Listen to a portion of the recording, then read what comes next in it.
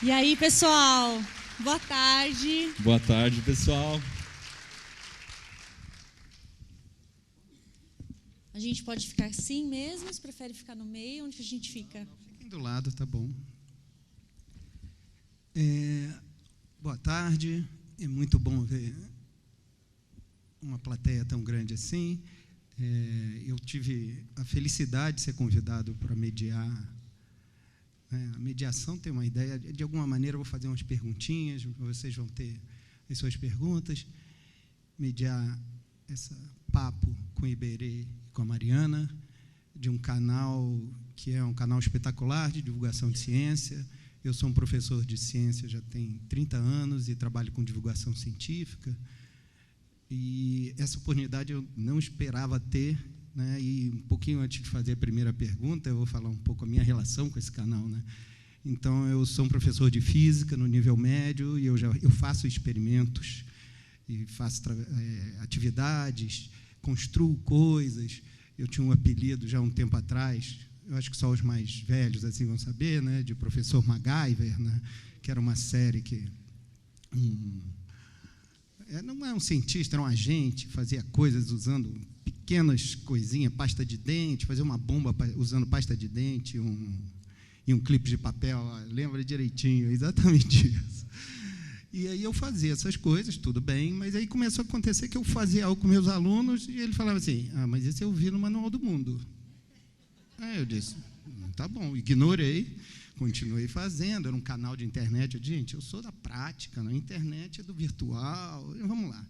Aí, outra semana, mas isso eu também vi no Manual do Mundo. Eu disse, tá bom, então vamos ver como é esse negócio, vou ter mais cuidado. Aí, um mês depois, aí foi, você copiou do Manual do Mundo? Aí eu falei, nossa, assim não vai dar. Fui na internet, comecei a olhar. Primeira hora é assim, você olha e diz, vou destruir esse canal, vou dizer que ele não presta, vou dizer que não dá, que assim não é, que a minha aula é muito melhor. Mas eu fui olhando, e eu já olhava alguns canais, vira e mexe, para procurar coisas para fazer na própria internet, e eu fui vendo assim, o quão bom esse canal era, né? Era um canal em português, 2, era um canal falado numa linguagem que era uma linguagem que explicava as coisas sem fugir das partes técnicas, mas sem usar um linguajar que assusta os alunos. E o principal dele é que ele mostrava quando as coisas não davam certo. Porque eu já mandava, às vezes, meus alunos olharem alguns canais fazendo, mas lá parecia tão simples, na hora que a gente ia fazer, não era assim, né? Bom, agora eu vou fazer aquela pergunta. E aí eu descobri, nos primeiros ataques, eu descobri que a formação de nenhum dos dois era uma formação científica. Eu disse, isso não vai dar certo, é aí que eu vou pegar, né? Mas agora, a minha pergunta é, vocês com uma formação tão diferente, você como jornalista, você com terapia ocupacional, por que vocês foram para esse lado? Eu estou até emocionada, porque a gente criou o Manual do Mundo lá atrás para compartilhar conhecimento. E a gente estudou em escola pública. E na escola pública, pelo menos onde a gente estudou, as coisas eram muito difíceis. Os professores não tinham infraestrutura, não tinham tempo. Não tinha nenhuma sala que era um laboratório, nem nada. Nada, né? É isso, para propor qualquer tipo de experimento, qualquer tipo de experiência, atividade, nem nada. E saber que aconteceu isso com você é emocionante, porque você é um professor diferente, né? E que já tinha tudo ali com você. E a gente construiu o Manual do Mundo com a pretensão de que os professores pudessem usar o Manual do Mundo de algum jeito, passar em sala de aula ou pegar uma ideia de experimento e enriquecer as aulas para os alunos da rede pública. No começo a gente não era muito científico, a gente ensinava a fazer coisas em casa. Então, afiar uma faca, fazer uma dobradura, coisas mais caseiras mesmo, né? Aí a gente falou, vamos colocar uma categoria aqui de experiências bem simples que dá para fazer em casa. E conforme a gente foi colocando, as pessoas foram gostando do jeito que a gente explicava, que a gente sempre procurava um caminho que fosse fácil de fazer, porque é isso, na internet tem muita coisa que é mentirosa. Então, a gente sabe, a gente está gravando o vídeo lá, você faz um negócio, dá errado. Se você quiser você faz dar certo de um jeito capenga ali. Você finge que na câmera deu certo e dá para fazer o vídeo assim, se a gente quiser. Mas a gente não faz questão de fazer funcionar mesmo. Absolutamente tudo é testado. Ontem a gente foi gravar uma receita, né? Uma receita de brigadeiro de milho verde. É muito bom, é sério. Vocês vão gostar desse negócio. Todo mundo que estava atrás das câmeras comeu aquilo que não acabava mais. Só que a gente pegou várias receitas na internet e nenhuma funcionava. Nenhuma. Todas desandavam o brigadeiro no meio. Aí a gente teve que fazer a nossa própria receita, porque foi 4 bateladas de brigadeiro para conseguir acertar o ponto dele, porque era tudo falso. Então, esse é um dos principais esforços do Manual do Mundo, é para que a coisa seja real e boa de fazer em casa. Hoje em dia a gente exagera um pouco nas coisas, acaba fazendo umas coisas que não são tão fáceis de fazer em casa assim, mas ainda assim são reais. E a gente mostra todos os passos, se algum maluco quiser fazer também, vai estar tudo documentado ali. E essa história de mais para o lado científico, conforme a gente percebeu que a gente tinha essa responsabilidade de ter uma precisão científica, de que aquilo ia ser usado em sala de aula, aí a gente começou a contratar professores. Hoje a gente tem 2 físicos trabalhando no Manual do Mundo. Então, um que ajuda a gente no submarino e outro que ajuda a gente nos vídeos. E tem um engenheiro do Manual Maker, e dependendo das séries, tem outros professores que também fazem consultoria. É bom porque eles já vão respondendo as perguntas que eu ia fazer, que eu vou pular uma e já pegando o gancho, que como é a equipe, né? Porque o canal começou de um tamanho, tem um outro tamanho, é uma produção enorme, 3 vídeos por semana. A equipe aumentou muito. O que mudou no trabalho de vocês desde o começo e até agora, assim, além da quantidade, obviamente? A gente gravava em casa. No começo era assim, a gente emprestava uma câmera, porque não tinha câmera. Para vocês terem uma ideia, quando a gente começou, o celular não gravava ainda. Então, o celular não tirava nem foto quando a gente começou. Gravava numa câmera que ficava numa fita mini DV, para quem é mais velho aí. Aí depois tinha que conectar no computador. Para passar o vídeo para o computador, você dava um play na câmera e tinha que rodar o vídeo inteiro, e o computador ia captando aquele vídeo, aí no final a gente editava. E eram todas as câmeras emprestadas. E eu que filmava. A Mari me filmava, Não, dando spoiler, esse brigadeiro de milho verde, que vai ao ar dia 13, é um vídeo de festa junina. Aí fui olhar, por acaso, a receita que a gente fez de bolo de pipoca. Eu vestida de caipira. Sim, eu falei, como que eu gravei um vídeo desse jeito? E a gente gravava tudo isso em casa. Aí, a primeira tarefa que a gente conseguiu passar para alguém fazer foi edição. Que edição leva horas e horas e horas. Então, às vezes, você grava o vídeo ali em 4 horas, 8 horas, vai 16 horas de edição. Então, nossos primeiros colaboradores ali eram editores. Hoje em dia, toda edição é feita fora do Manual do Mundo. A gente nem tem mais editor. Uma outra empresa, assim. Então. São algumas pessoas que editam fora, que a gente conta com eles sempre. E que trabalha todo dia junto com a gente. A gente tem uma pessoa só para gravar, um câmera. Aí tem esse físico que produz as coisas já de um jeito cientificamente mais preciso. Então, chegou uma experiência nova que a gente quer fazer, Fernando, testa esse negócio, mas já vamos tentar por esse caminho, porque é legal de explicar isso, e aí a gente vai trabalhando junto. A gente tem mais um produtor que faz as coisas mais pesadas, do tipo montar cenário, coisas assim. Tem um assistente da Mari, tem um produtor que produz os Boravês e todas as coisas de externas. Nossa, é um monte de gente, dá umas 15 pessoas, mais ou menos. Então, o escritório... As pessoas perguntam, vocês gravam em casa ainda? Se fosse em casa, a nossa casa estaria de ponta cabeça, não tem nenhuma condição. De onde vêm as ideias? Ou, assim, como vocês fazem escolha do que vocês vão fazer? Esse processo mudou também? Assim, O final é a única coisa que não mudou desde lá do começo. O que não mudou é que até hoje só vai para o ar depois a gente ter assistido, depois a gente ter aprovado pauta, né? A curadoria ainda acontece ali artesanalmente, a gente né? Bem chato. Do vídeo e da pauta. Algumas coisas a gente se baseia no que está rolando na internet, do que está bombando. Por exemplo, vocês viram essas pessoas consertando pia com miojo? Viram? Então, bastante gente pediu para a gente fazer. Aí alguns canais já tinham feito, testaram, dá certo, consertar pia com miojo, fica o spoiler aí. E aí a gente falou, não, vamos fazer uma coisa melhor, vamos fazer a bola perfeita de miojo. Quando que vai ao ar? Terça-feira agora. Terça-feira. E aí a gente pega um tema assim que está rolando bem na internet e surfa nessa onda. E aí nesse vídeo eu explico o que é um compósito, são dois materiais diferentes, você mistura, ele fica melhor ainda, que é a história do miojo com cola. Então, sempre a gente tenta explicar alguma coisa legal. No vídeo do brigadeiro de milho verde, a gente explicou o que é leite condensado, de onde ele vem e tal. Então, é legal pegar essas caronas em coisas que estão dando certo. O Hand Spinner foi um dos melhores de todos, né? Foi, a gente recebe muita sugestão. Foi muito bom. A gente recebe muita sugestão também.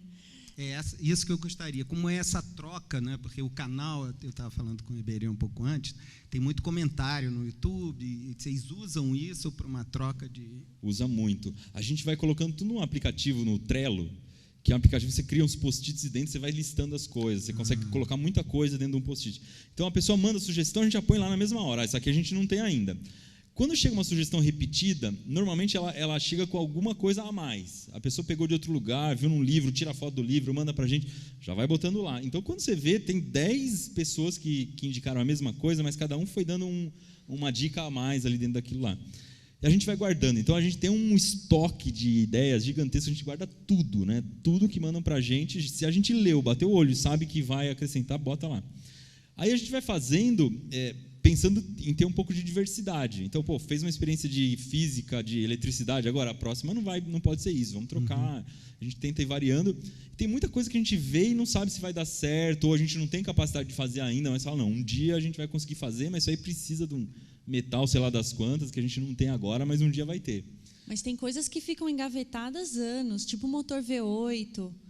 A gente fez um motor V8 tempo. Eletromagnético, quanto tempo ficou? Uns 5 anos que Foi. essa ideia estava no ar ali. Vocês podiam me bobeira. dar... Deixa eu ver umazinhas para eu poder fazer antes com meus alunos. De sair que é a última que aconteceu essa semana.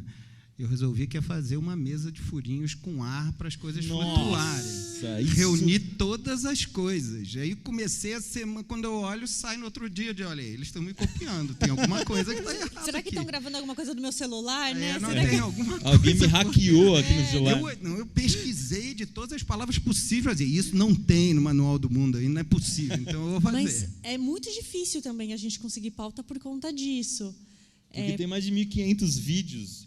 Já teve reunião de pauta, a gente faz reuniões tal, com a equipe para discutir o que a gente vai fazer. Teve reunião que eu levei ideia, daí o pessoal falou, Berê, mas você já eu não estou entendendo a brincadeira. Eu falei, mas qual a brincadeira? Não, isso aqui a gente já fez, faz 4 anos. Eu falei, putz, é muita coisa. Eu vou pegar esse gancho, porque no começo tinha muito de vocês fazerem os aparatos. Eu gosto de chamar da palavra... Minha mulher está aqui, não gosta não, de geringonça. Né? Eu gosto de alguma coisa que funciona, você não sabe exatamente para quê. Não precisa, às vezes, ter um objetivo. Na escola, então, o problema é o efeito. Né? É você fazer um efeito, eles tentarem entender. E depois vocês tiveram um caminho mesmo de olhar assim... como as coisas funcionam por dentro, e assim, que é algo que as pessoas gostam, pelo menos meus alunos, né, gostam de entender, mas o que eles gostam muito agora é quando você vai numa fábrica e mostra como é o processo. Isso faz um sucesso isso não está nos livros didáticos, não consegue estar nos livros didáticos, porque, primeiro, ninguém chega lá, as indústrias, às vezes, não gostam de mostrar esse tipo de coisa. E, mais recentemente, vocês foram para essa coisa do Manual Maker, né, de começar a pegar essas tecnologias de construção, mais de utilizar computador, utilizar cortadores. Isso foi por, assim...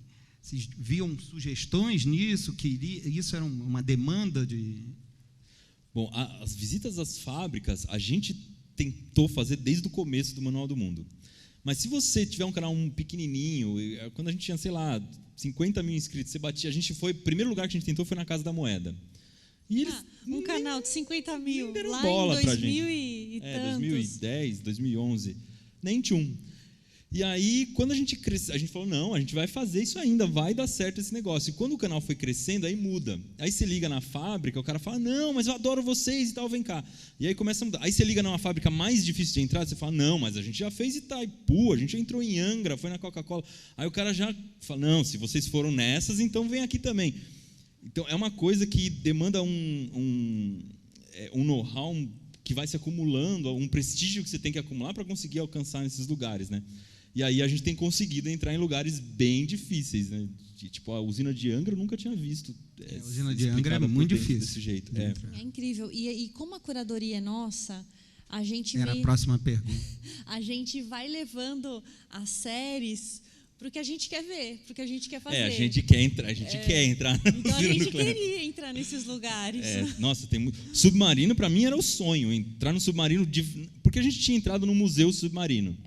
Sim. E uma coisa, aí ele é um submarino que está parado lá no porto, dentro da água. Então ele não anda faz 50 anos que ele está parado lá. Então eu falei, putz, eu sempre quis, não, quero afundar no submarino com gente de verdade e tal.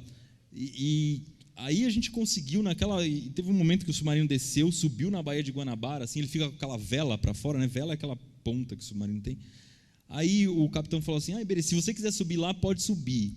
E tinha uns caras que estavam subindo, eu subi junto. A hora que eu subi, estava o Pão de Açúcar de um lado, o Cristo Redentor do outro, eu naquele tartaruga gigante dentro da água. Então eu falei, é muito surreal, parecia um sonho. Eu falei, não acredito que eu estou fazendo isso. Então o Bora Ver é muito a realização de um sonho para a gente, né? Sim, e é legal poder compartilhar isso com as pessoas, porque é o que você disse, ninguém tem acesso, nem os próprios funcionários. Quando a gente entrou na CBA, para mostrar como o alumínio era feito, os funcionários ficaram escrevendo para a gente, falando, agora eu tenho como mostrar para o meu filho, para minha esposa, onde eu trabalho. Porque o cara trabalha no escritório, ele nunca entrou lá no lugar onde derrete o alumínio e tal. Não pode, é super restrito.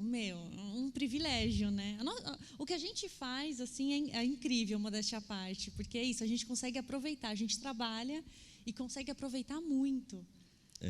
E o Maker surgiu de outra necessidade. A gente percebeu que precisava comprar uma impressora de 3D e a Mari não deixava. Eu falei, vou lançar uma série que vou obrigar ela a comprar.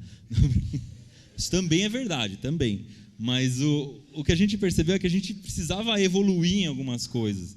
Que a gente estava fazendo sempre muito manual na mão mesmo, né?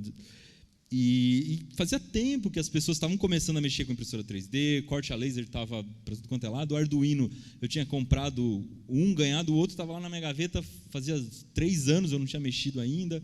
Falei, não, vamos dar esse passo, ele vai ser doloroso, vai dar trabalho. E essa série Manual Maker a gente se descabelou para fazer, porque a gente não sabia fazer nada no começo, foi aprendendo ao longo do processo. E aí a gente contratou algumas pessoas para ajudarem a gente, para o negócio sair preciso, sair certinho. E no final a gente saiu aprendendo, sabendo mexer em Arduino, sabendo cortar no laser, mexendo em impressora 3D, um monte de coisa de eletrônica que a gente não conhecia. E agora dá para fazer coisas bem mais legais, dá para investir. Mas vocês pretendem continuar? Porque tem um lado que é estar mais perto dos alunos, né? Então, às vezes, uma impressora 3D, embora eles ouçam, etc., pode afastar um pouco daquela ideia, eu consigo fazer isso em casa. Ou um professor, que é o que eu ia voltar, eu consigo fazer isso na minha escola, porque já é um equipamento que não é tão fácil de ser, não sei. Sim, a ideia é fazer com que as pessoas se familiarizem, né, com a impressora 3D, com o corte a laser, elas saibam que existe, que é possível, que tem espaços em algumas cidades em que elas podem ir e fazerem a impressão. Mas agora no segundo semestre, porque são projetos muito complexos, né? Aí agora no segundo semestre a gente lança uma série nova que se chama Clube de Ciências, que a gente volta, resgata as experiências lá do começo do Manual do Mundo, que são experiências muito fáceis de fazer. Que aí a pessoa vai gastar R$15 para fazer, no máximo, para fazer em casa mesmo, ou para apresentar numa feira de ciências. Porque senão a gente afasta as pessoas, né? Principalmente as crianças. A gente afasta da possibilidade de fazer alguma coisa em casa, fazer um experimento em casa. Que aí o carinha abre lá o vídeo e fala, esse negócio de impressora, de corte a laser... Você tem uma máquina de milhares de reais aí... Está muito longe de mim. Então, a gente pensou muito nisso na hora de lançar a série, por isso que ela tem fim, o curso tem fim. A gente vai continuar fazendo coisas maker, mas com menos frequência, para o canal não virar isso. Então, no semestre que vem, a gente vai ter 2 vezes por mês maker e o Clube de Ciências 1 vez por mês para suprir essa necessidade de continuar fazendo coisa muito simples. Continuar não, que a gente até abandonou, né? Faz alguns anos já que a gente evita essas experiências muito fáceis, porque o efeito às vezes não é tão impressionante, mas é muito fácil de fazer, a gente precisa voltar, né? Então, a gente já listou coisas muito legais. A gente não fez uma bateria de batata, por exemplo, até hoje. Descobriu que a gente não tinha feito a bateria de batata. Vamos fazer a bateria de batata. Tem outra experiência muito simples que a gente descobriu esses dias. Você pega um pote de vidro, coloca corante amarelo, por exemplo, aí você pinga corante num outro copo, corante azul, aí você coloca um dentro do outro, fica verde, mas a parte de cima continua azul porque ela está fora d'água. Aí você pega um terceiro copo, pinga outro corante, coloca dentro do outro copo, aí você tem uma gama de cores, de mistura de cores completamente diferente. E é muito legal de fazer. E a gente não fez também, é simples. Aí qualquer pessoa compra uma gelatina lá, mistura na água e está feito. Gastou ali, sei lá, R$6 de gelatina. Então a gente quer sim voltar a fazer essas coisas e dessa vez de um jeito um pouco mais organizado, porque no começo a gente fazia, os vídeos já estão meio velhos, né? Aquele de 11 anos atrás, eles já estão ficando velhos. A gente precisa explicar de um jeito melhor, fazer de um jeito mais bonito. Eu vou me permitir dar uma sugestão, assim, mesmo com esses mais simples, que é o que um pouco às vezes eu aproveito e outros professores aproveitam na escola, que é mudar os detalhes da experiência. Então, você faz um peão que, no fim, vocês capricharam para ele dar certo, para não ser frustrante nas crianças. Mas, de repente, pegar uma experiência simples e fazer o peão de outras maneiras, mesmo que eles não funcionem, que justamente o peão não é redondo à toa, porque se ele for triangular, ele vai ter um problema ali. Essa coisa das cores, se você não misturar, tem um outro efeito, sabe? Isso dá a criança tenta ver que ela fez de uma maneira diferente. Eu vejo com meus alunos, são mais velhos, mas dizem, não, mas aqui não funcionou, a minha funcionou diferente. E aproveitar isso para trabalhar mesmo com as experiências mais simples, que talvez seja mais fácil. Isso é pesquisa, né? Isso é fazer experiência. A gente tem tentado cada vez mais mostrar erro também. Porque a gente é muito difícil fazer dar certo. A gente erra pra caramba. Então, cada vez mais a gente tem colocado o erro lá. É que às vezes não dá para colocar tudo, porque eu tenho que testar antes de fazer o vídeo. Senão, o vídeo fica muito enrolado na hora de fazer, demora dias para fazer. Então, às vezes não sou nem eu que testo tudo. E se a gente for mostrar todos os erros, vira um vídeo de erros até dar certo, gigante. Mas, na medida do possível, a gente tenta mostrar, porque muita gente chega para a gente, mas eu não consegui fazer aquela experiência e tal, você conseguiu de primeira. Não foi bem assim, nenhuma dá certo de primeira. É tudo mais complicado do que parece. Eu acho, assim, você já falou dos professores, né? Uma pergunta que eu nem tinha feito, que é dessa relação que vocês tinham, essa ideia de facilitar a vida dos professores. E tem um debate no ensino de ciência, divulgação de ciência, que os alunos estão preferindo ver as videoaulas do que assistir a aula na própria sala. O que eu rebato dizendo, obviamente, as videoaulas devem ser melhor do que um professor falando só na sala. Lá é melhor, mostra os efeitos, mostra as coisas funcionando. Talvez o que a gente tenha que fazer é usar o que tem como uma parceria e, na aula, discutir coisas que, por exemplo, vocês não podem discutir num vídeo, porque o vídeo ia ficar enorme. A hora de mostrar por que deu certo assim, por que o Iberê usou isso aqui e não usou o outro, é na sala de aula, porque aí você tem um espaço de discussão que a internet não supre, né? E no nosso caso, a gente nem tem essa pretensão mesmo. Hoje, para quem não sabe, tem uma discussão muito grande entre os professores dessa coisa da substituição, né? Será que o YouTube vai substituir a aula? Será que, se o aluno ficar em casa assistindo só YouTube, ele consegue aprender a mesma coisa que ele aprenderia em sala de aula? A gente, na nossa humilde opinião, acha que não. Que a gente, no caso do Manual do Mundo, é só uma ferramenta, é só ali mesmo uma folhinha na árvore que o professor pega e fala, olha, tem esse tópico aqui dentro da minha aula que é gigantesca, que eu posso pegar esse videozinho emprestado aqui e colocar para ilustrar. É isso. De forma alguma, eu acho que substitui um professor discutindo, levantando um monte de bola para os alunos. A gente só quer ser uma ferramenta. Por isso que a gente se auto-intitula como entretenimento educativo e não como um canal educativo.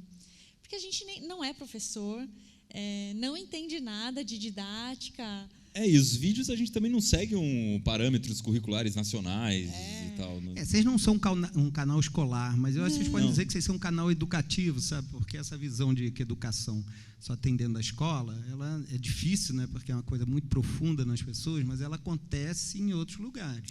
Sim. Então, vocês, de alguma maneira, produzem algo que pode ser muito bem aproveitado, mas não aproveitado pronto, né? Então, quando vocês falam que tinha uma ideia de os professores, o professor tem que pegar, fazer experiência, feito vocês fazem, ver o que vai dar certo, ver o que não dá e o que ele pode aproveitar dali. Não vai substituir, porque nunca vai estar ali no lugar. Os alunos têm uma relação entre eles. Eu já fiz algumas coisas que aí eu copiei de vocês mesmos, estão muito bem feitas. Agora está assumindo, hein? Eu vou lutar para quê, né? Já que está pronto ali, eu começo a fazer. Eu já mandei até uma assistente de uma professora que faz pesquisa, dizia assim, não, tem assistente, é quase um estagiário, assistente de pesquisa, dizia assim, você começa a listar todos os vídeos do YouTube do Manual do Mundo, por área, tá certo? Da área da física, porque para facilitar depois a gente fazer uma distribuição, e eu começo a usar, mas uso um pouco nisso. Vamos construir, tem que ser as mais simples, porque senão não dá tempo no período de aula, e ver o que vai acontecer diferente de lá. Tá? Ainda não chegou nenhuma pergunta aí do público. Querem saber do submarino, quer saber, né? do submarino. Eu tinha combinado com ele que eu não ia falar do submarino, entendeu? Assim, está bem aqui um negócio submarino, não, está escrito assim, mas olha aqui, ele próprio falou do submarino, eu quase dei uma pontada aqui. Quando que vai sair o submarino, Mary? Final do ano sai Submarino.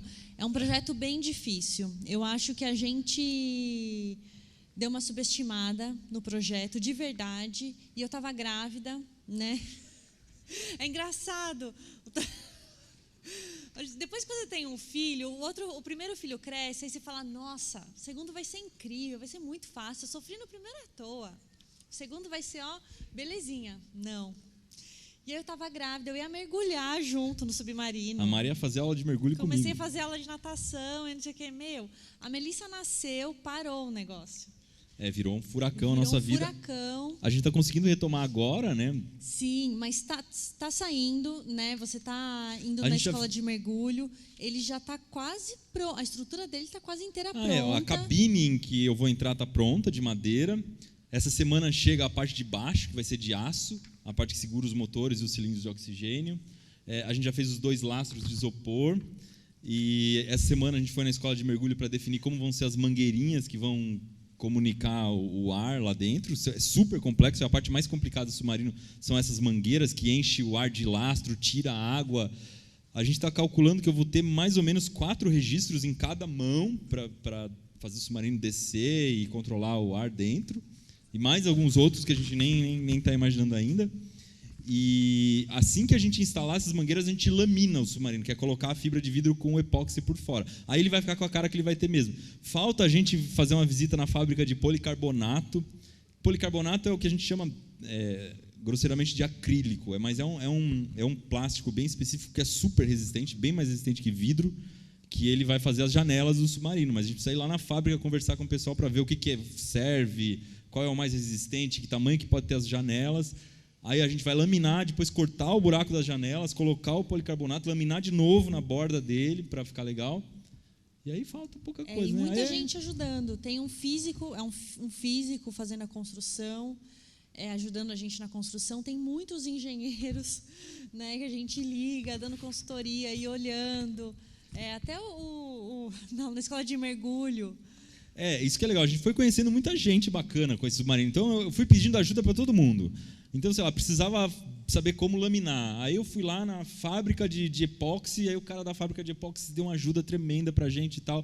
Aí eu precisava de saber mergulhar, não sei mergulhar. Aí a escola de mergulho entrou em contato, eu fui lá, conversei com eles, o dono da escola é engenheiro, aí quis ajudar mais ainda. Então tem um monte de gente ajudando paralelamente. E tem uma série de decisões que custam a vida da gente nessa história. Então o submarino tem que ser sério, ele tem que funcionar. Tem um submarino que uns moleques alemães fizeram numa banheira. E muita gente. Banheira? Numa banheira de aço. Eles juntaram 2 banheiras de aço, fecharam. Aquela banheira antiga. Aquela banheira antiga branca. Um monte de gente manda esse vídeo. E eles fizeram o submarino bem caseiro mesmo e desciam com esse submarino. Tem um vídeo que eles entram numa prisão submersa lá na Estônia e tal. E eles foram até 9 metros. Aí um dia eles resolveram, vamos afundar o submarino até ele implodir? Porque é isso o perigo do submarino, né? Muita pressão da água, é uma coisa que ninguém se liga, que a água, quanto mais você desce, ela começa a te esmagar. Aí vamos implodir o submarino, vamos ver com quantos metros ele vai implodir? Ele implodiu com 11. E eles desceram até 9. Quer dizer, essa banheira era uma banheira da morte, praticamente. Então, e é horrível esse vídeo da implosão do submarino. Você olha e fala, eu não quero que isso aconteça comigo. Então a gente está fazendo um baita de um submarino parrudo, muito melhor do que essa banheira, que a ideia é que possa passar um caminhão Scania em cima e o submarino sair inteiro. É praticamente um submarino blindado. Mas vai sair no começo do ano. O primeiro vídeo de 2020, a gente está planejando isso. Submarino. E depois, lógico, que eu vou fazer uma aposta que se tiver tantos joinhas, a gente vai fazer outra coisa. Mas aí tem que ser alguma coisa que seja só de um ano, né? E não de 2. Tem que ser de um ano, pelo amor de Deus, né? 2 anos é demais. Teve gente que já cresceu, já esqueceu do submarino. Bom, não sei não, porque das perguntas todas, essas são sobre submarino. Tudo submarino. Só essa aqui, a outra. Não é não. Não, tem uma interessante, enquanto eu vou armando, assim, você sempre usa xadrez. Por que você hoje está paisana? Hoje eu vim de pijama. Eu tô sem xadrez porque eu levei todas as camisas. Eu deixo tudo no manual do mundo, as camisas, eu não deixo em casa. E aí hoje a gente saiu direto de casa, não tinha camisa para vestir. Não, todas as camisas de Iberê são xadrez. Não, só tenho xadrez. Mas em casa não tinha camisa hoje. Por que eu uso? É sério isso. Eu tenho um problema que é colocar o microfone de lapela. O microfone de lapela é muito chato, aquele microfone que a gente usa nos vídeos. Ele é chato de colocar. Se tiver com essa jaqueta, por exemplo, é fácil de ele colocar aqui, mas de camiseta não. Você tem que prender na gola de um jeito todo especial. Aí eu tenho que passar uma silver tape no peito aqui, de quando você arranca, dá uma depilação desgraçada. Aí o jeito mais fácil de colocar... E a gente grava no Manual do Mundo, a gente é tudo louco. Se você entrar dentro do Manual do Mundo, parece que você chutou um enxame de marimbondo, está todo mundo correndo um para cada lado, fazendo um monte de coisa. Ao mesmo tempo, eu tenho que colocar o microfone rápido para gravar e tal. A gente grava muito picado. Quando uma coisa demora para secar, por exemplo, e seca, vai, volta, grava. Eu escrevo um roteiro, volto a gravar. Tem que ser um jeito fácil de colocar o microfone. E só camisa dá para colocar o microfone fácil. Camiseta, não. E camisa... ou você só usa... camisa xadrez. Então, aí que eu ia entrar no xadrez. Ou você usa uma camisa lisa, que fica ruim no vídeo.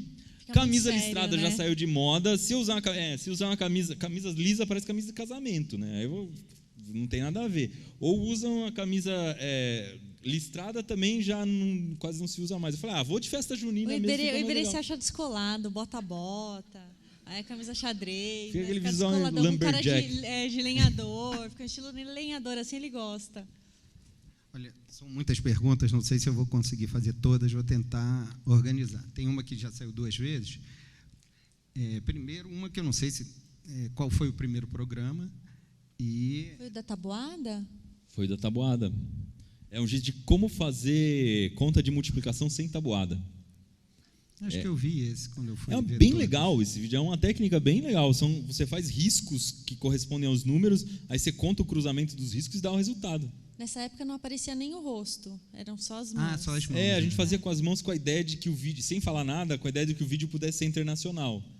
Aí uma hora a gente não aguentou, começou a falar e ficou um canal brasileiro mesmo. Isso é muito bom, ter sido um canal brasileiro. Eu não falei na hora, mas a ideia de ser em português, isso eu acho que fez um diferencial muito grande. Tem uma outra pergunta. As perguntas do plateia são mais difíceis que a minha. Qual foi o programa que vocês mais gostaram de fazer? Isso muda tanto. A gente vai mudando do que gosta mais de fazer ao longo dos anos, assim. Então, hoje eu gosto muito do Bora Ver. O Bora Ver é o lugar onde a gente... É o nosso cantinho de realização de sonhos. Então, a gente chega na fábrica igual pinto no lixo, assim. Fica doido, olhando, querendo botar a mão em tudo. Os técnicos de segurança do trabalho ficam doidos com a gente. E tem uma coisa que a gente faz também. Tem um produtor que liga lá na fábrica pra gente e ele combina tudo com a fábrica antes da gente chegar, porque às vezes você chega na fábrica, tem máquina desligada, aquela linha de produção que você queria mostrar não está funcionando. Então ele combina com a fábrica o que a gente vai fazer lá. E ele fala assim, eles têm que fazer alguma coisa que não pode fazer. Tem que fazer alguma coisa diferente. Então a gente foi para Itaipu, por exemplo, se você for para Itaipu hoje, você chega lá, paga um tour guiado, você pode entrar em Itaipu, mas não pode entrar dentro da turbina. Aí a gente falou, não, a gente só vai se puder entrar dentro da turbina. Aí demorou uns 6 meses para eles pararem uma turbina para manutenção, e aí eles chamaram a gente, parou a turbina, vocês conseguem vir? Aí a gente foi e entrou na turbina. Na fábrica de tijolos, a gente dirigiu a escavadeira. A Mari dirigiu uma retroescavadeira. A retroescavadeira tinha a altura dessas luzes, sério, era muito grande. Gigantesca. E estava o dono da fábrica falando, não, pode dirigir aí, dirigir é fácil. Aí a Mari levantava tonelada de terra, assim. Então, a gente gosta muito. O meu Bora Ver que eu mais gostei de fazer foi o do submarino, porque para mim era muito especial. Qual que você gostou muito de fazer? Ai, putz, ó, de bolinha de gude, para mim, eu acho que foi especial, porque é um brinquedo, né? É uma bolinha ali, é uma bolinha que encanta. E a gente queria muito saber como era feito, né? Desde criança eu queria saber. Como transforma vidro em bola. Tem aquela bolinha que tem uma pecinha dentro, tem um risquinho assim, colorido dentro. Fica, como que esse risquinho foi para lá dentro? Como essa pecinha foi para lá dentro? E esse Bora Ver mexeu muito comigo, assim, foi incrível. Mas o de ração também foi muito legal, que a gente até comeu ração no final. De ração foi. A gente comeu e foi surpreendente. Eu achava que ia ter um monte de linguiça pendurada, uma coisa meio nojenta assim, e não. A fábrica era limpinha, né? Era limpinha. Se bem que o gosto da ração é mais pro cachorro comer mesmo, né? Tinha um temperinho. Tinha um temperinho. Mas eu gosto do vinho também. Acho que o Bora Ver do vinho é muito bonito. A gente gravou lá no sul e tal. É bem legal. Bom, tem algumas perguntas aqui. Algumas perguntando se vocês precisam de assistente. Cuidado, essa é uma armadilha, hein?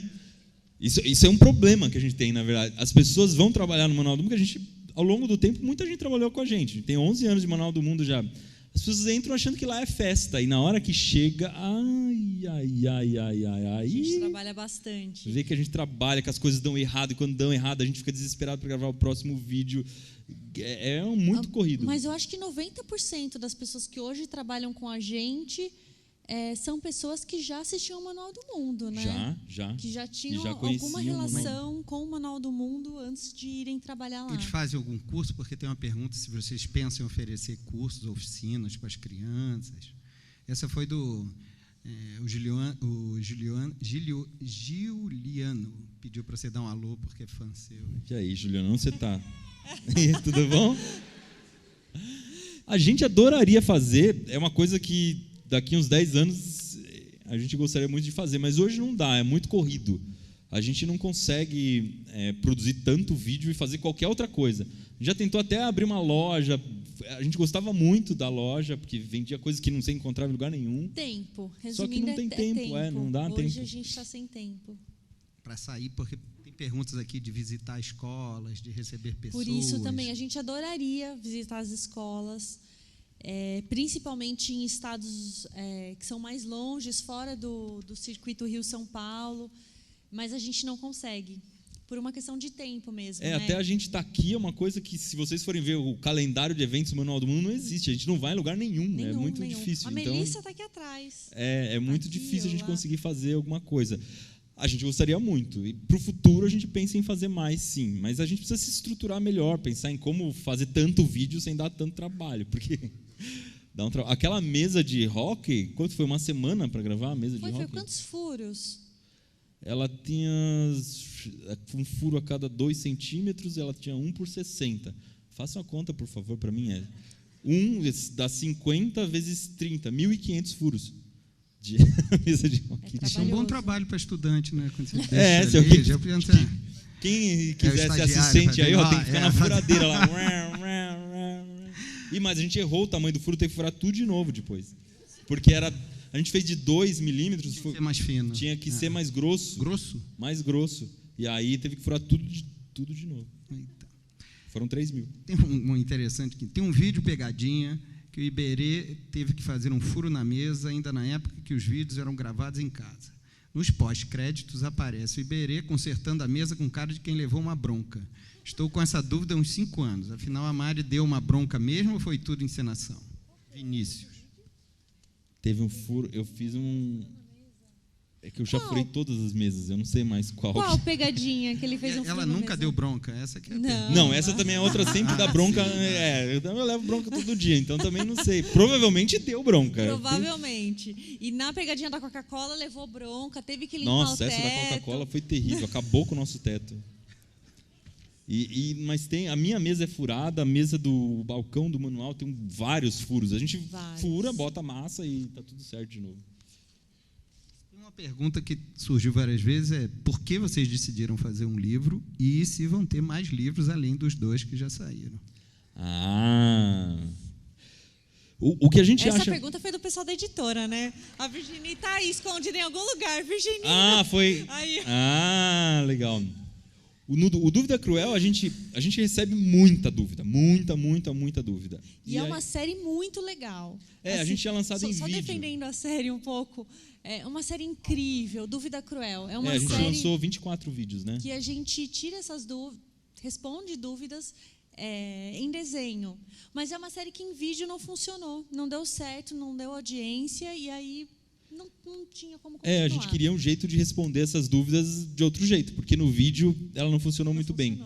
E no vídeo era muito difícil de fazer, porque aí a gente tinha que pesquisar, tinha que fazer um rascunho para o desenhista, aí o desenhista desenhava errado, voltava, e a gente falava, não é isso, voltava de novo, e aí no final acabava escapando alguma coisa, a gente falou, não, vamos colocar isso num livro que vai dar certo, porque aí sim fica bem organizado, fácil de consultar, com várias dúvidas ao mesmo tempo. E a gente fez uma pesquisa muito grande. Assim, e tem os QR Code ali no fim, que são os quadradinhos para você acessar os vídeos direto, acho que facilita. Sim. Foi. Aí a gente resolveu fazer em livro o Dúvida Cruel, porque a Melissa, estou aqui, Melissa chorando em algum lugar. E aí a gente resolveu pegar as perguntas e colocar em livro. E todas as perguntas foram enviadas pelas pessoas que assistem o Manual do Mundo. Então, a gente fez uma pesquisa, pediu para as pessoas enviarem perguntas e a gente botou no livro. Tinha mais de 1000. Uma curadoria e tal. E saem novos livros, né? A gente vai lançar novos livros dessa coleção e ainda nesse ano sai uma coleção Manual do Mundo. O pessoal deixou até aqui. Sai uma coleção do Manual do Mundo com uma cara mais escolar, que é uma coleção incrível, aliás. Como foi a escolha do nome do canal? Uma escolha bem pretensiosa. A gente tinha a pretensão de fazer Eu fui um tomar um gole do site. microfone agora. Na época que a gente criou o Manual do Mundo, blog estava muito assim em voga. Blog não tinha YouTube, não existia YouTube ainda. Então, vídeos era muito pequeno, não tinha rede social. Só tinha Orkut, né? Era Orkut. Tinha Orkut só. Então, o blog era o que bombava na época. Aí a gente tinha a pretensão de criar um portal, tipo o UOL, mas como se fosse uma enciclopédia em vídeo. Então, a pessoa podia digitar qualquer coisa no Google, como afiar uma faca, como podar árvore, e ia sair lá na busca um vídeo do nosso site. Que nome melhor do que Manual do Mundo? Então você compra um carro, o carro vem com manual. Compra uma geladeira, vem com manual. Você nasce, vem com o manual do mundo. Você Pronto. Já tá ali. E esse ia ser o nosso portal. Assim. Falando nisso, como foi todo o crescimento do canal ao mesmo tempo com o crescimento da família? Essa parte é difícil. Foram fases, Essa parte foi bem difícil. Trabalhar com internet é bem puxado. Assim, a gente trabalha muito, bastante. E a gente foi assim até a Helena nascer, nossa primeira filha, em 2015. E aí, quando ela nasceu, a gente mudou tudo assim, na nossa vida, né? A gente passou a trabalhar menos, porque a gente se deu conta de que a Helena era um projeto, né? Ter um filho é um projeto. Para você educar, estar junto, né? Presente, para ter uma criação com significado. E aí a gente pensou, não, mas a gente prega no Manual do Mundo que as pessoas precisam fazer coisas juntas, né? Os pais precisam estar ali, pai precisa acompanhar a escola, precisa brincar junto, a criança tem que ter confiança no pai. E a gente pensou, a gente vai ter um filho, tem um filho, e não está junto? Isso não faz nenhum sentido. E aí a gente passou a trabalhar menos, e por isso que a gente não tem tempo hoje de ir nos lugares, nas escolas, a gente acaba não tendo, e produzir mais para o Manual do Mundo. Tem que negar várias coisas, vários convites, várias coisas. Por que vocês não fazem isso? É muito legal. Porque não dá, eu tenho que sair com a Helena, com a Melissa. Se eu for fazer isso, eu não vou andar de bicicleta com ela no final de semana. Então, por isso que os encontros com a gente hoje são escassos. A gente viaja muito pouco, né? Antes da Helena nascer, a gente fez o lançamento do primeiro livro por vários lugares no país, fazia muito evento. Aí, depois que as meninas nasceram, a gente diminuiu esse ritmo. E hoje, final de semana é com elas, à noite é com elas. Iberê, você pode sortear alguns inscritos para fazer uma experiência com você no seu canal? Ou fazer um Bora Ver com um dos inscritos lá no próprio canal, como é filmado? Sabe, a gente não traz muitas pessoas para o canal, porque, na verdade, quando você chama alguém, a pessoa fica com tanta vergonha e ela não consegue gravar o vídeo direito. A gente já aconteceu várias vezes. Então, a gente até acaba não chamando muita gente. E tem outra coisa, que a internet é um lugar perigoso. Pode parecer tranquilo, porque é o manual do mundo e tal, mas aparece muita gente xingando. É uma doideira. Até que a gente colocou vários filtros nos comentários. A gente quando entrou alguém com falta de educação, a gente já bloqueia na mesma hora. Mas por isso que a gente não mostra criança no canal, por exemplo. Não tem vídeo praticamente com criança no Manual do Mundo. Porque a criança aparece, aí aparece um monte de gente tonta, fala, ai, que cabelo feio. Tipo, pra quê, né? Se isso já acontece com a gente fala, não, vamos preservar as crianças, então não vamos deixar isso acontecer. E para as crianças machuca, né? É complicado. Então, a gente prefere resguardar um pouco para que as pessoas... Mas a gente está reformando o Manual do Mundo e tem vários experimentos antigos que estavam em exposição lá na nossa sala. O Iberê vai fazer uma curadoria nessa semana dos experimentos que ainda funcionam. Perguntaram aqui por que vocês não abrem um museu. A gente adoraria deve ser já tendo uma ideia. A gente já pensou em fazer um parque, do tipo... No Chile, a gente visitou um parque lindo. A gente falou, queríamos fazer um parque igual. Tipo o Catavento, o Museu Catavento. Pretensiosos, né? Já não basta ter o nome Manual do Mundo. Mas, em relação aos experimentos, a gente queria dar esses experimentos para vocês. Né? A gente vai ver ainda como vai fazer isso.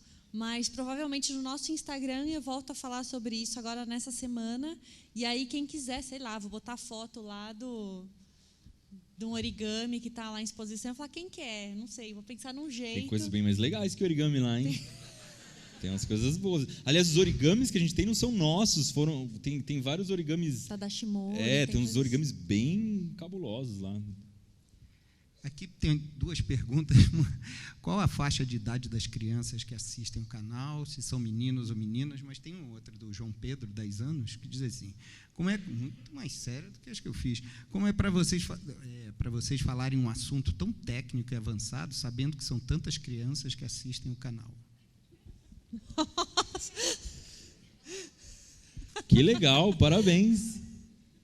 Uma coisa bem louca que acontece com o Manual do Mundo é o seguinte, a gente sempre mirou num jovem adulto de uns 20 anos, mais ou menos. Esse sempre foi o público que a gente falou, esse cara tem que gostar do vídeo, porque, pensando nele, todos os públicos acabam gostando. As crianças gostam, porque é um conteúdo visualmente muito interessante, os adultos gostam, porque não é um conteúdo que tem baby talk, né? A gente não fica, é um vídeo sério, né?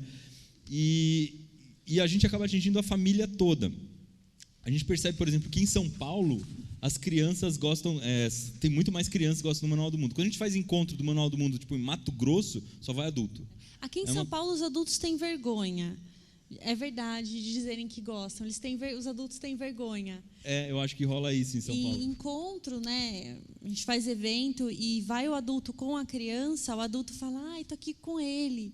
A gente já percebeu várias vezes que às vezes a criança não gosta do Manual do Mundo e o adulto levou a criança para arrumar uma desculpa.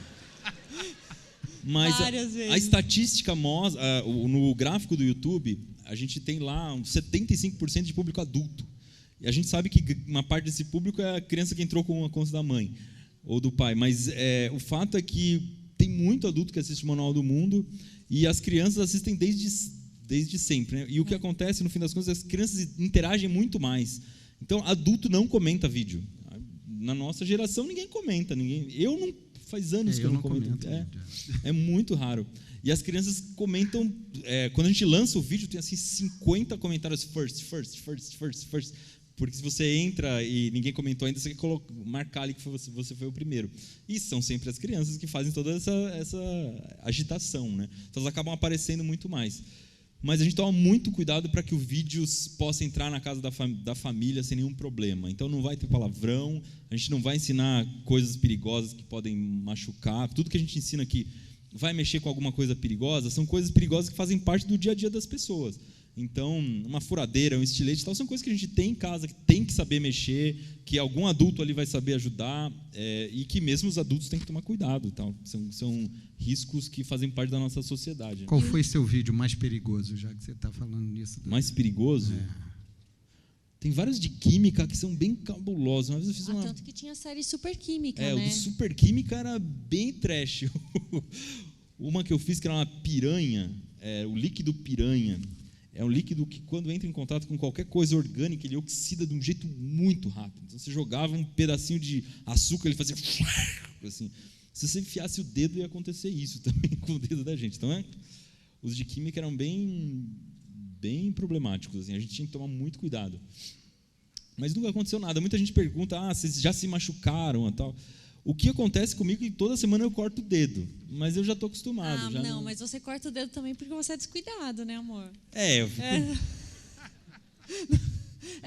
Eu não ligo muito para faca, eu não tenho grandes problemas com a faca. Não, e você não liga de cortar também, né? Você corta e continua eu corto de boa. E continuo, não coloca band-aid, nada. Mari, como assim? Você está gravando vídeo sangrando? Eu falo, não, de boa, só está saindo meio litro por hora. Assim, E me queimar com cola quente também é bem comum. Mas cola quente é outra coisa, dá aquela queimadurinha lá, depois de uns 3 anos sai a marca. Mas se machucar mesmo, se cortar nas ferramentas, sério, não, nunca. A gente sempre toma bastante cuidado, usa óculos de proteção.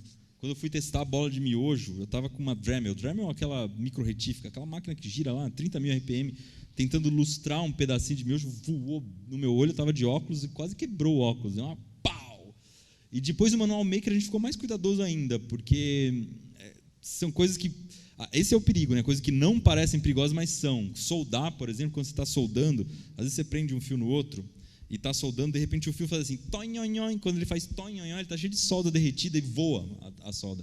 Aí se tiver sem óculos, vai no olho. Então, a gente tem tomado bastante cuidado e obriga todo mundo que trabalha no manual a colocar óculos, colocar luva. Pergunto se vocês têm alguma ideia um dia fazer um projeto envolvendo astronomia. Tem muita coisa de astronomia que a gente quer fazer, né? Sim, tem até um projeto de palestra, né? De apresentação envolvendo astronomia.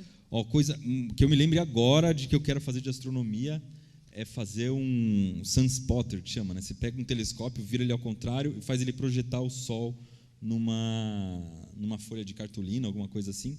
E você consegue ver as manchas solares. E o legal é que você entra na NASA e consegue ver como as fotos do Sol hoje. Eu fiz um teste já, consegui ver mais ou menos, não gostei, eu quero fazer maior.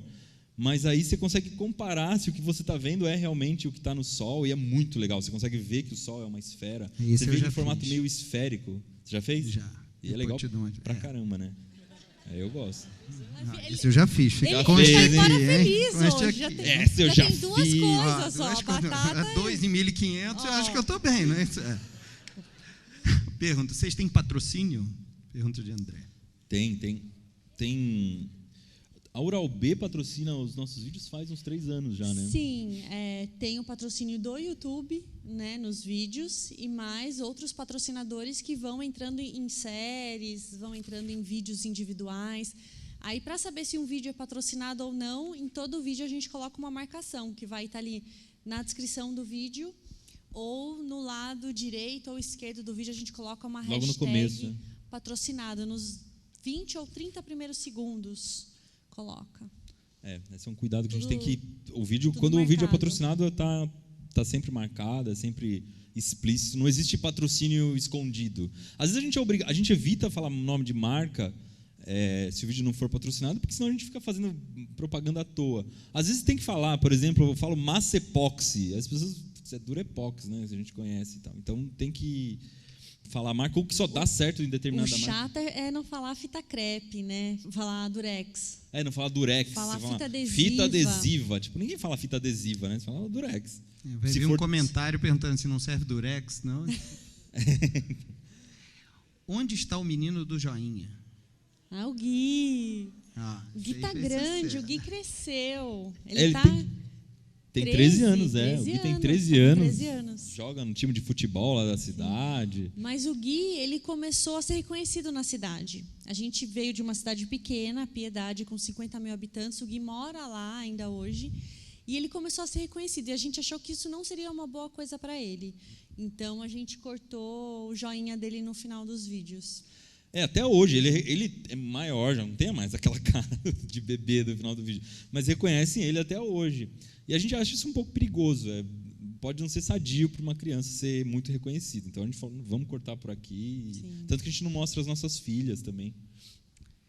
Bom, tem uma pergunta do Fábio Jesus, assim, vocês tiveram alguma inspiração numa série chamada Bikman? Não sei se... Sim. O professor, Bikman, ou na Bikman. série O Professor, tinha da Rede Cultura. Então, na nossa época... O professor eu não conheço. O professor era o Massal... Como que é o... Era uma sala, Sim. Mas na época, a TV Cultura, é que quem é da nossa geração aqui vai lembrar, não era só o Bikman, tinha vários programas legais que a gente se inspirou. Eu acho até que o Manual do Mundo parece mais com o X-Tudo do que com o Bikman. Porque o Bikman ele não tinha experiências no programa, ele explicava coisas. Então, Apesar de ter aquele cenário, né? Ele tinha um cenário meio que lembra... Hoje a gente já está até mais diferente, mas sempre associaram a gente com o Bikman. Mas o Bikman não... Era raro ele fazer uma experiência que dava para fazer em casa. Mas o jeito de explicar dele era sensacional. Esse jeito de explicar, com certeza... E vocês sabiam que o Bikman é um ator? Ele é um ator, não é cientista. Nada disso, assim. É incrível. A gente entrevistou ele para um Eu vídeo. vejo o Bikman, acho que o de vocês dá muito mais trabalho do que lá, né? Porque lá tinha um cenário e era um roteiro muito de explicação e menos um roteiro de fazer. Então, quem constrói as coisas, certamente vocês já tentaram construir várias, vê que construir não é fácil. Então, a produção de 3 vídeos por semana não é a mesma coisa de um Bikman a cada 2 semanas. O que vocês acham... Essa é muito difícil, hein? O que vocês acham dessa negação à ciência que acontece atualmente, não só no Brasil, mas no mundo? Isso é uma desgraceira. A gente tenta não bater de frente com isso, porque a gente sabe que se começar a bater de frente, as pessoas geram um efeito que chama backfire, né? Que as pessoas ficam com raiva de você e passam a querer bater no seu argumento. Mas o Manual do Mundo, a gente tenta encaminhar as coisas para que tudo fique meio óbvio. Quem assiste o Manual do Mundo não vai achar que a Terra é plana, porque a gente já fez muitos experimentos que mostram relógio solar, uma série de coisas que fica claro. Então a gente tenta ir por esse caminho. Não, você vai aprender um monte de coisas que vão te mostrar que é importante tomar vacina, que a Terra não é plana e etc. E a gente, ainda respondendo a sua pergunta, a gente tenta falar tudo com linguajar de que a criança de 7 anos... o cara que tem 90 consiga entender. É para todo mundo entender o que a gente está falando, né? E tentar fugir desses caras aí que acreditam em terra plana, apesar de alguns pegarem nossos vídeos para tentar justificar que a Terra é plana. Eles pegam aquele vídeo que a gente mandou a cápsula para a estratosfera, para mostrar que aquilo lá tem um efeito de GoPro, que deixa a Terra redonda, que na verdade não é redonda, é plana e tal. Aí a gente acaba bloqueando esses vídeos que, pelo amor de Deus, vai usar nosso vídeo para falar que a Terra é plana. Mas a gente acha que é perigoso, né? Esse movimento é perigoso. Então a gente tenta mostrar as coisas diferentes e tenta sempre conversar com pessoas que estão mais na linha de frente. Tem um grupo que chama Science Vlogs, que é um grupo de canais de cientistas que criaram um selo. E eles estão super preocupados com isso, e a gente vira e mexe, cita, convida algum para participar do vídeo Manual do Mundo. E aí é porque assim, a gente não se considera um canal educativo, a gente não é professor, mas eles são. Esses canais, o Manual do Mundo acabou criando um movimento no YouTube de canais que falam de ciência. Porque a gente está há muito tempo, ficou muito grande, então a gente apoia esses canais, como os canais do Science Vlog. Dá uma chancelada, dá uma divulgada neles para que esses caras que são professores e são cientistas possam ser ouvidos, né? Eu acho que esse trabalho, assim, no fim, vocês como são grandes, né? Eu não chamo não de muito grandes, né? Mas são grandes, assim, vocês realmente ajudam os outros, né? Porque no fim, de alguma maneira, vocês não é exatamente um guarda-chuva, mas é alguma coisa de começar a prestar atenção, dizer, vale a pena investir nisso, vale a pena ter isso. E ao mesmo tempo a gente tem que tomar um super cuidado para não promover coisa errada, né? Não colocar um canal para participar com a gente que não tenha muito a ver. É trabalhoso. Bom, a gente está no fim aqui. Eu gostaria de abrir a palavra novamente para vocês, se vocês têm algo para falar, assim, além do que já falaram e foram perguntados. A gente é envergonhado, não parece, mas a gente tem vergonha de... Eu queria agradecer por vocês estarem aqui, domingão, está um dia delicioso lá fora, de vocês terem vindo aqui encontrar com a gente. Fazia tempo, né? Esse é meu primeiro evento, há meses, verdade, é o depois que a primeiro Melissa evento, nasceu. depois que a Melissa nasceu e antes já, né? Eu já não fui nos lançamentos do livro no final do ano. Você estava com uma barriga imensa. Você foi sozinho, então faz meses que eu não encontro ninguém, fico em casa, às vezes desço para o escritório. E é uma coisa muito interessante que a gente passa o dia conversando com uma câmera. Então, a gente está acostumado a falar com câmera, que é uma coisa bem esquisita, né? Você ficar falando com uma máquina. Deixa eu levantar o livro aqui. E é muito legal quando a gente encontra pessoas de verdade. Então, sabe que existem pessoas que estão do outro lado, que assistem e entendem um pouco o efeito do que você está fazendo na vida delas. E sempre que quiserem, coloquem comentários no Instagram, no Face, enviem e-mail, comentários no YouTube. A gente hoje não consegue responder, a gente responde 10%, mas a gente lê 90%. Então, a gente está lá lendo. A equipe lê também, mas a gente lê. A gente né? lê muita coisa. Que se a gente for responder cada um, a gente não consegue. Mas até porque a gente responde, aí a pessoa responde em cima. E aí fica. Aí dá. Putz, vou deixar a pessoa no vácuo. Aí você fica meio assim. Eu não li todas as perguntas e tem alguns que são elogios, etc. Eu vou passar todos para eles, que você viu que eles vão ler. Obrigado. Né? Olha lá o que vocês perguntaram, hein? Tô com medo agora. Metade aí eu submarino, mas o resto... A gente pode fazer hoje no Instagram. A gente responde alguns nos stories, no Instagram. Os que não tiverem respondidos aqui, se não tiver nenhuma pergunta muito perigosa, a gente responde. Bom, eu acho que é isso. Eu agradeço muito a oportunidade. Foi um prazer realmente encontrar vocês dois. Eu só via de longe a mesma coisa, né? A gente está do outro lado, só vendo vocês aparecerem na tela. E vocês são realmente espetaculares. Obrigada. Obrigado, pessoal.